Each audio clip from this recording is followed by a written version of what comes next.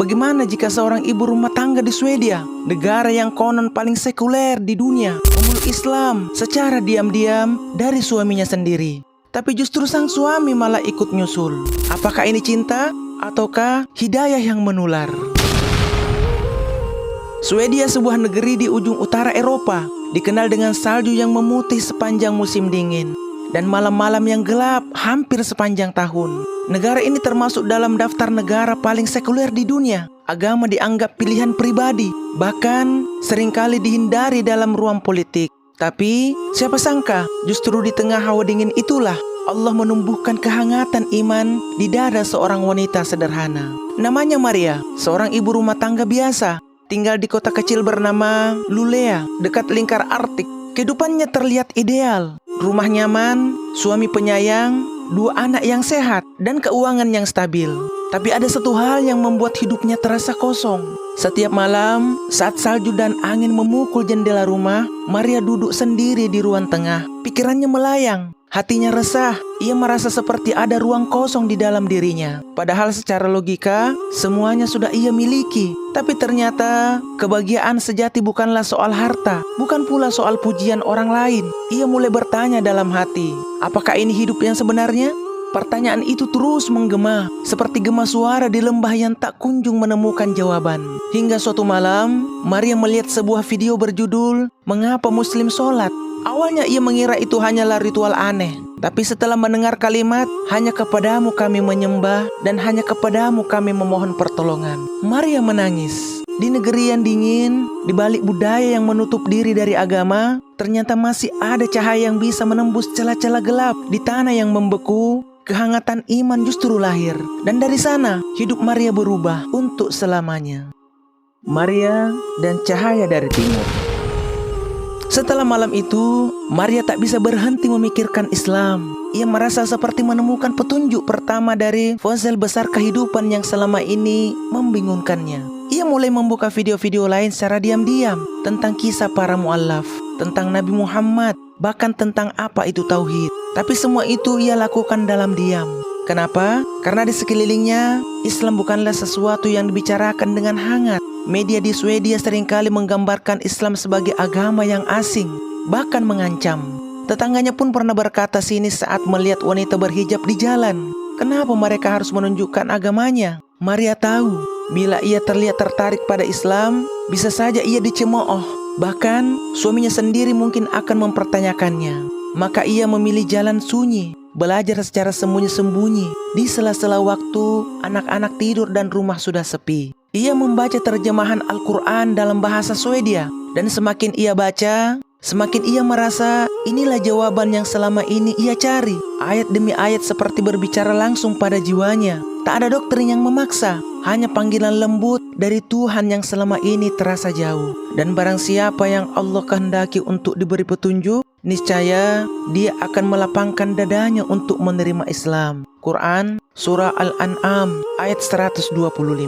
Maria mulai belajar wudhu. Ia menulis bacaan sholat di atas kertas kecil, lalu menempelkannya di dinding kamar mandi. Saat semua tidur, ia mengunci pintu dan mulai menirukan gerakan sholat yang ia contoh dari YouTube. Tak ada yang tahu kecuali Allah. Dalam sujud pertamanya, ia menangis. Ia merasa seperti pulang, seperti selama ini hidupnya hanyalah perjalanan panjang untuk kembali pada cahaya yang sejati. Di negeri yang sunyi, Allah justru memperdengarkannya suara yang paling jernih, suara hidayah. Dan bagi Maria, itu adalah awal dari perjalanan besar yang akan mengubah hidupnya dan hidup suaminya.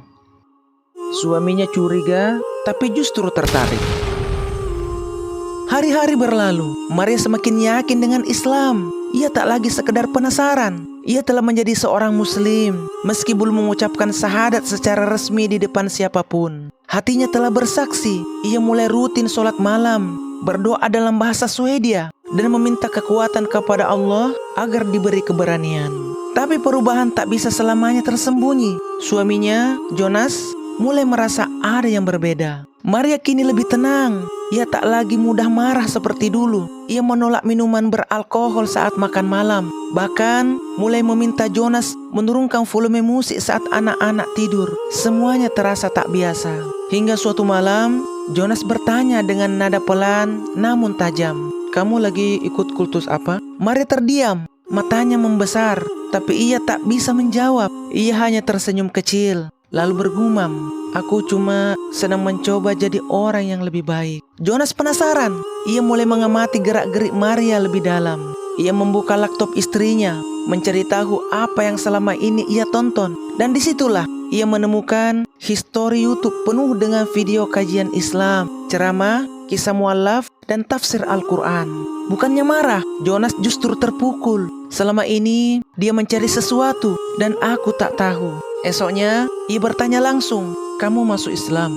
Maria menjawab dengan mata berkaca-kaca, "Ya, tapi aku takut kehilanganmu." Seketika suasana menjadi hening, tapi bukannya menjauh.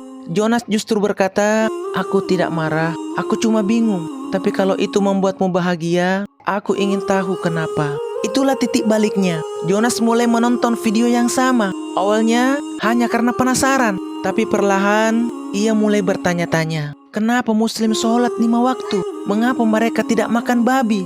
Apa yang membuat mereka begitu yakin? Dan setiap kali ia bertanya, Maria menjawab lembut, sabar, dan jujur. Ia tidak memaksa, tidak menggurui, ia hanya menyampaikan apa yang ia rasakan. Jonas pun mulai berubah. Ia mulai berhenti minum alkohol. Ia mulai menemani Maria menonton video kajian. Bahkan suatu malam, ia berkata pelan, "Kalau aku ingin belajar, kamu mau ngajarin aku?" Dinginnya malam di Swedia tak mampu membukukan hati mereka. Karena kini, api iman telah menyalakan sesuatu yang baru, dan Jonas mulai merasakannya. Hidayah itu menular, syahadat bersama sang suami. Sejak malam itu, rumah kecil mereka di Swedia mulai terasa berbeda. Tak ada lagi diskusi kosong tentang acara TV atau gosip tetangga. Malam-malam mereka kini dipenuhi pertanyaan-pertanyaan besar tentang kehidupan, tentang Tuhan, tentang makna di balik segalanya. Jonas yang sebelumnya skeptis mulai menyadari bahwa Islam bukan sekedar agama, tapi cara hidup. Ia terpesona saat membaca ayat yang menjelaskan penciptaan manusia dari setetes air.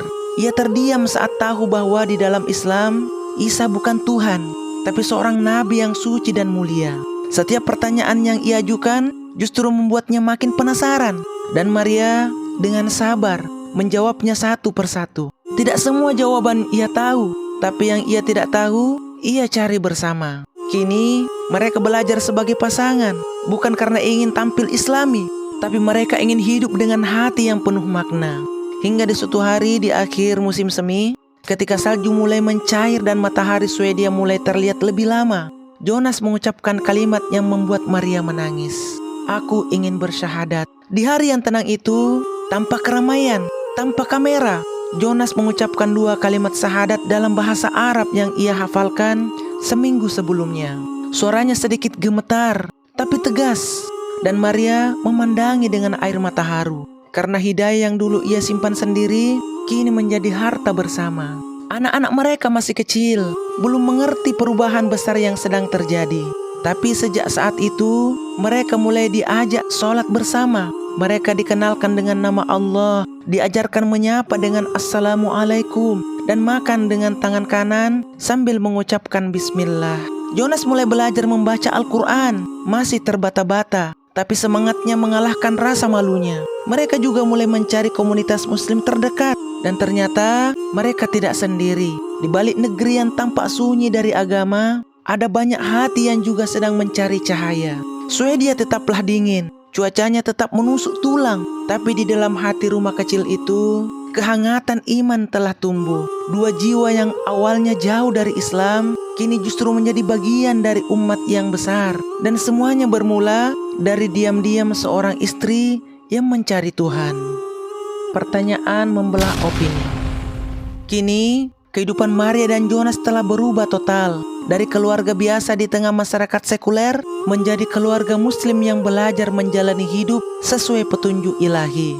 Bukan tanpa tantangan, mereka sempat dijauhi beberapa teman, ditatap aneh oleh toko, bahkan diminta sekolah anak mereka agar tidak mengenalkan ajaran radikal. Tapi bagi mereka, semua itu tidak sebanding dengan kedamaian yang kini mereka rasakan. Sholat menjadi pelabuhan tengah tekanan.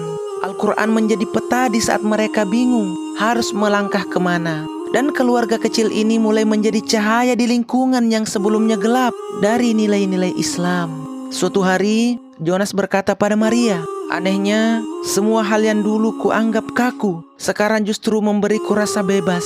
Maria hanya tersenyum. Ia paham, kebebasan sejati bukanlah melakukan semua hal tanpa batas, melainkan saat hati tidak lagi terbelenggu oleh kebingungan dan kegelisahan. Dan inilah pertanyaan besar untuk kita semua. Jika kebenaran datang dari seorang terdekatmu yang awalnya kau pikir tersesat, apakah kamu akan menolaknya atau justru mencarinya juga? Jika pasanganmu menyembunyikan keislamannya karena takut kehilanganmu, apakah kamu akan marah atau ikut mencari makna yang ia temukan? Setiap orang punya jalan sendiri menuju cahaya. Ada yang berani sejak awal, ada pula yang harus diam-diam dulu, seperti Maria. Tapi ketika cahaya itu menyentuh hati, tak ada yang bisa menghentikannya. Bahkan di negeri sekuler seperti Swedia, cahaya Islam tetap bisa bersinar. Sahabat jejak abadi yang dirahmati Allah, kisah ini bukan hanyalah tentang perubahan agama, tapi tentang keberanian untuk menemukan dan memperjuangkan kebenaran, meski harus melawan arus, meski harus sendirian di awalnya. Jika kisah ini menyentuh hatimu, bantu sebarkan ke lebih banyak orang. Mungkin ada Maria lain di luar sana yang sedang mencari, tapi butuh satu kisah sederhana untuk membuka hatinya. Jangan lupa untuk like, share, dan subscribe channel Jejak Abadi, karena di sini adalah cahaya yang bisa menuntun langkah-langkah kita menuju hidayah. Sampai jumpa lagi di kisah mualaf berikutnya. Wassalamualaikum warahmatullahi wabarakatuh.